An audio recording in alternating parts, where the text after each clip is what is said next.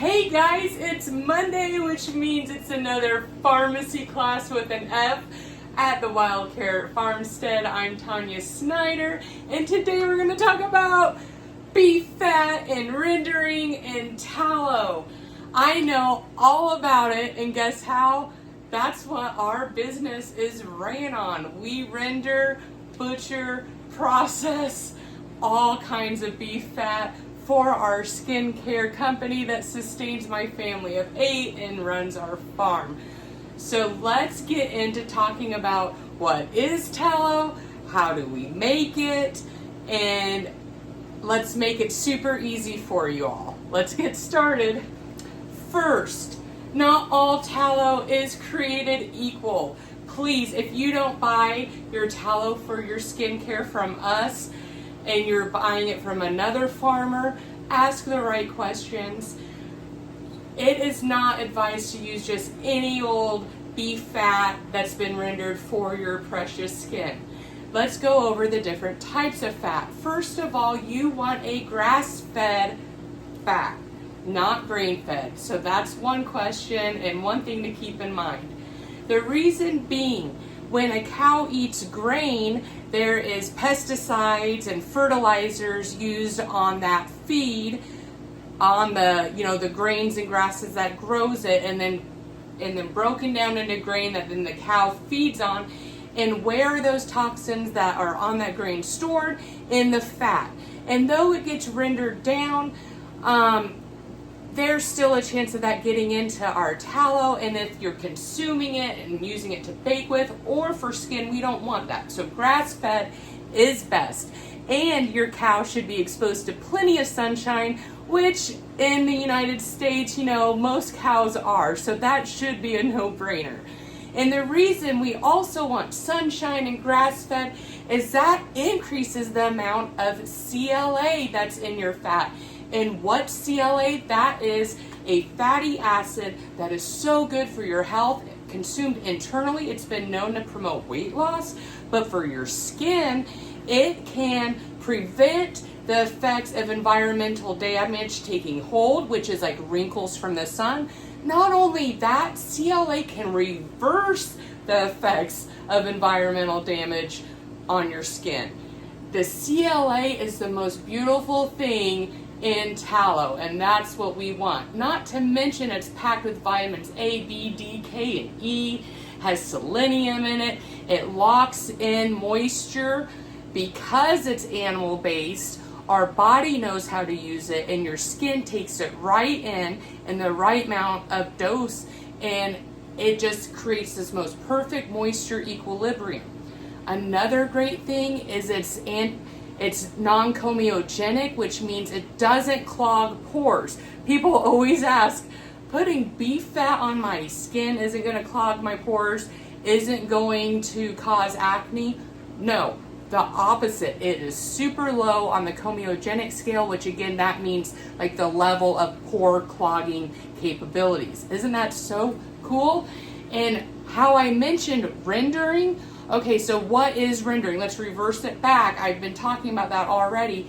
Rendering, you can render fat just by cooking it, essentially. And we'll get into the details on how I specifically do that.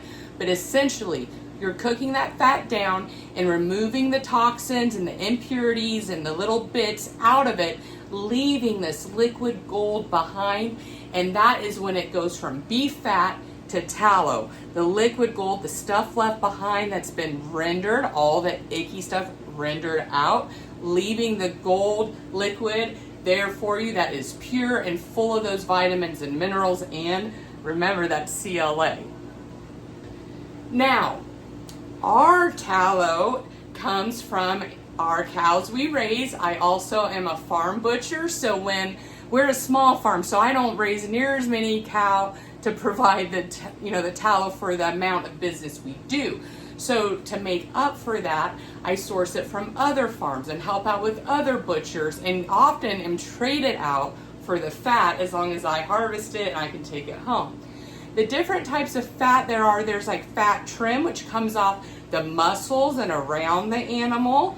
That fat is great, and it's awesome to render down to use to bake with and cook with.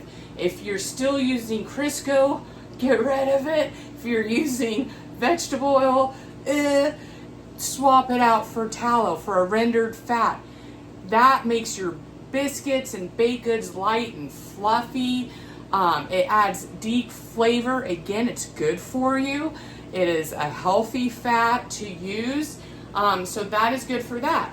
Now for skincare, I really like to use the leaf fat. And okay, so take note, leaf fat now comes from the visceral organs of the animal, and that is the kidneys, for example. We find leaf fat around the kidneys, and that is this light white fat that's crumbly and beautiful, and you have to pick it out from the organs, and it's in the internal cavity. Now, leaf fat is extremely hard to find because if you ask from a USDA inspected butcher, for example, or a meat locker in general, they want to process the animal, which is great, and it has to be done this way. So I'm not saying anything negative. It just is how business has to be ran. They want to open the animal up and eviscerate, take out all the organs, and it's kind of more or less one swoop, just pulling all of that out of the animal and getting rid of it. And the market is not big, so people aren't asking for organs enough to keep in stock at a butcher. So they're not going to take the time to pull the heart and pull the kidneys and pull the liver and stock all that in their retail space when only a few weirdos like me and you are interested in it. So often, instead of taking all that time per animal to pull that out, because there's not a supply and demand for it, unfortunately, yet, we're getting there, they'll toss it. So this is a way to make something from nothing, but it is hard to source it in that environment because it's just not economical or practical to pull out the kidneys and meticulously pluck all that leaf fat out and save it and hope someone will buy it. And even if they have a buyer, that's still like double and triples the processing time of that animal. So often it's left to doing it yourself if you're equipped to butcher your animals on your homestead, farmstead yourself, or having someone come out that you can hire, like what we do and what I do, to lend a hand and do the process, and then they can pull it for you and give it to you. Or make friends on Weston A. Price, find your chapter, or a friend with a small farmer and talk to them about it. You're going to have a better chance of sourcing leaf fat if you're interested in kind of rendering it down yourself, and if you don't have a farm, from a small farmer more than a commercial butcher, for example. So honestly, the main fats I work with is like that fat trim, suet, and leaf fat. There is another fat I left out called the caul fat, which is CAUL. That is this big, if you've been following us like on Instagram for a while, you've seen me hold it up. It is this big, lacy sheet of fat that comes off of like the abdomen, and if you're good, you can kind of get it in one pull. And that fat can be rendered down, but it's a little stinky. It's not as good to render, but you can. But outside of that, we like take it because it's like lacy in a sheet, right? And like wrap our roasts in it before we bake it. That is really good. And then it renders that way, like into your meat. So that's another kind of third, fourth type of fat that we find on a cow. Now, can you render other types of fat outside of beef fat? Yes, and that rendered fat, it's all rendered fat, but sometimes we call it different names. For example, lard is pig fat that's been rendered in the exact same process I'm going to show you, and it holds lots of amazing properties as well. However, with lard, here's my personal viewpoint on that. Most pork, not all, trust me, there is tons of grass-fed pork out there. A lot of pork is not grass-fed, and they also can't sweat toxins out. So using lard for soap, I'm a big fan of, but for like whipping it and using it directly on your skin, I just think beef tallow is superior to lard. Again, that's kind of a personal opinion. You can research that more and form your own. Again, lard is great for baking and cooking and for soaps. And yes, you can put it on your skin. It will be moisturizing. It does have vitamins and minerals in it. It's not going to have those high doses of CLA. You can also render, chicken fat. You can render lamb and goat fat. So this process is kind of across the board the same on how to render it. Again, it's just sometimes called different things. Here, let me throw in a few clips of what that fat looks like now that I'm thinking about it. I'll just edit it in. We're gonna take a look. Let's see, I'll show you the caul fat now.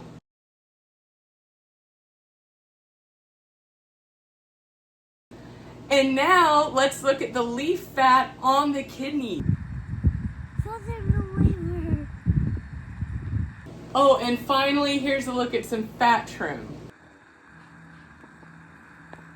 So, how do we take this beautiful, white, pure, crumbly fat and turn it into, eventually, our famous whipped tallow? You have to render it first. Isn't that amazing that that right here can go to this by just rendering it down and adding a little bit of beeswax fresh from the hives and some infused jojoba oil? Oh my gosh, it makes for the best moisturizer. If you're not aware of tallow, you're missing out. Go check it out. Follow us on Instagram, learn all about it, or follow someone about it and read up on it. Now that we've covered the different types of fat, why it's good for us, let's talk about the different ways to render.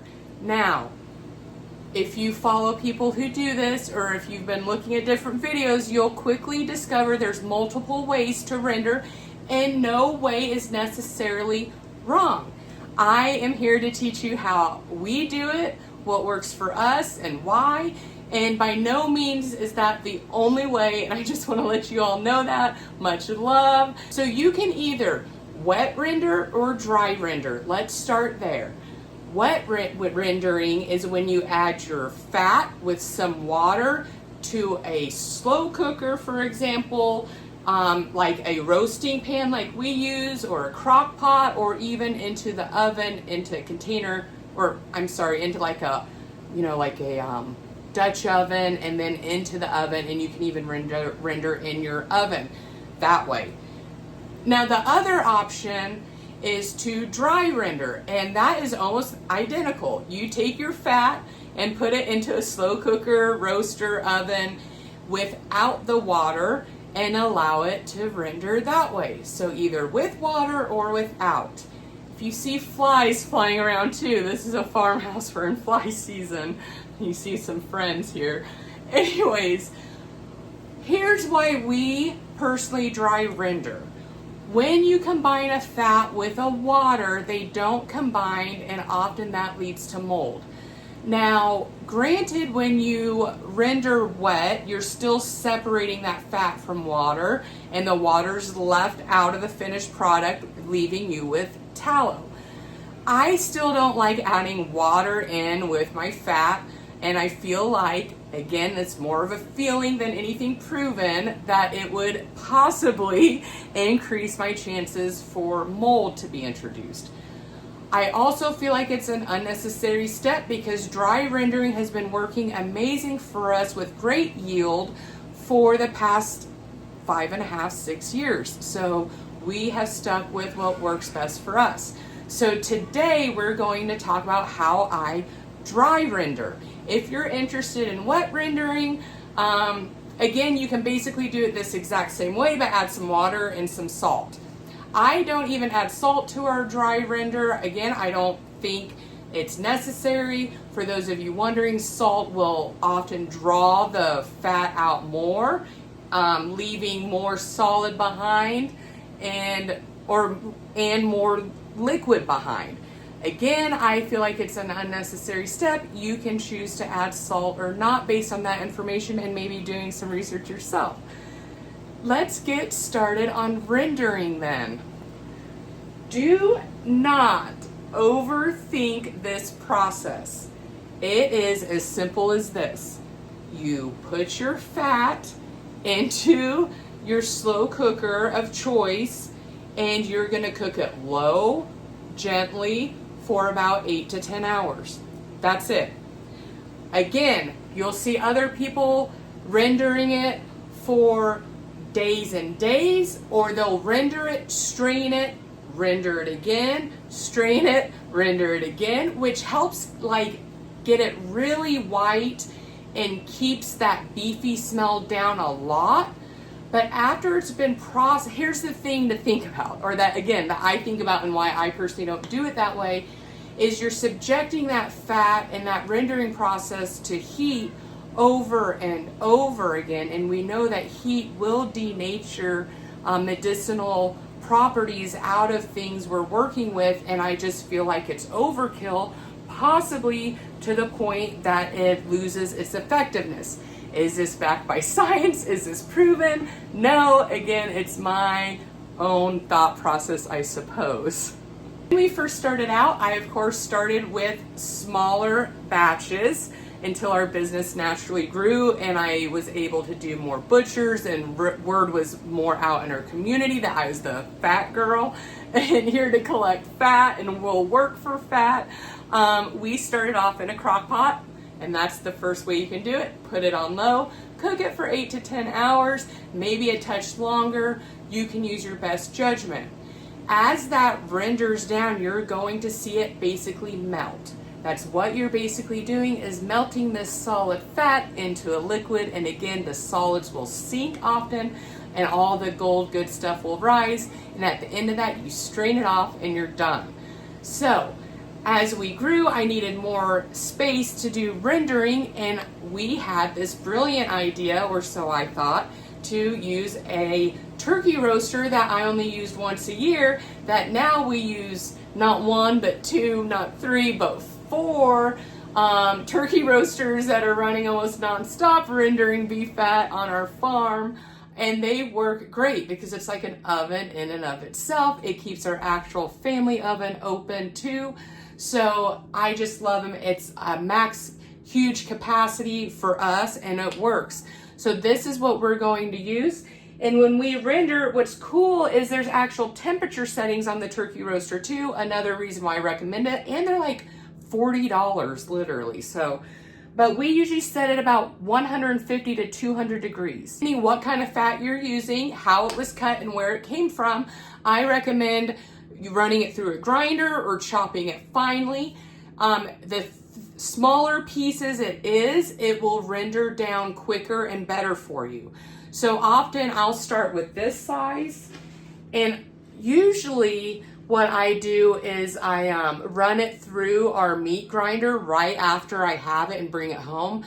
I'll run it through that and then freeze it. And then I'll freeze it, or I'll render it from frozen, and it works great. So I don't even have to thaw it out for it. So if you're interested in rendering frozen fat, yeah, throw it in there. It works great.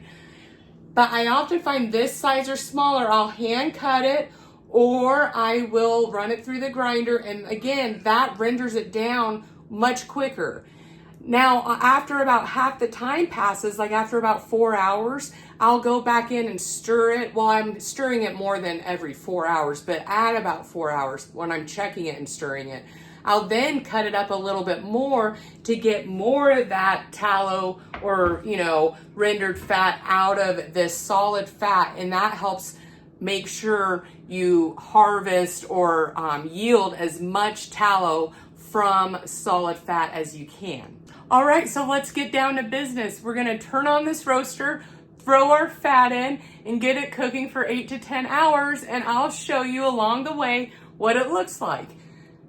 And as it goes, you're just gonna wanna check it every once in a while, stir it up, make sure nothing's sticking to the bottom.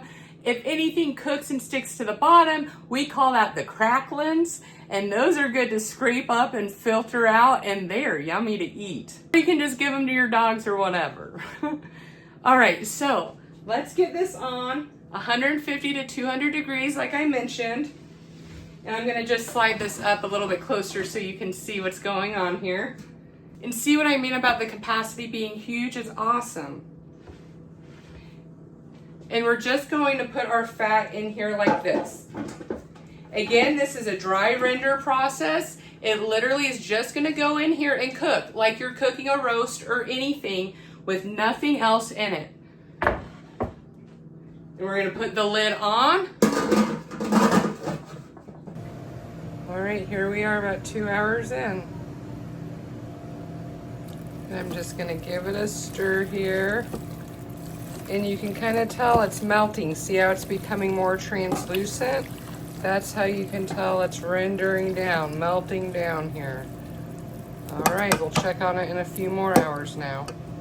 All right, now we're about 5 hours in, a little halfway over time.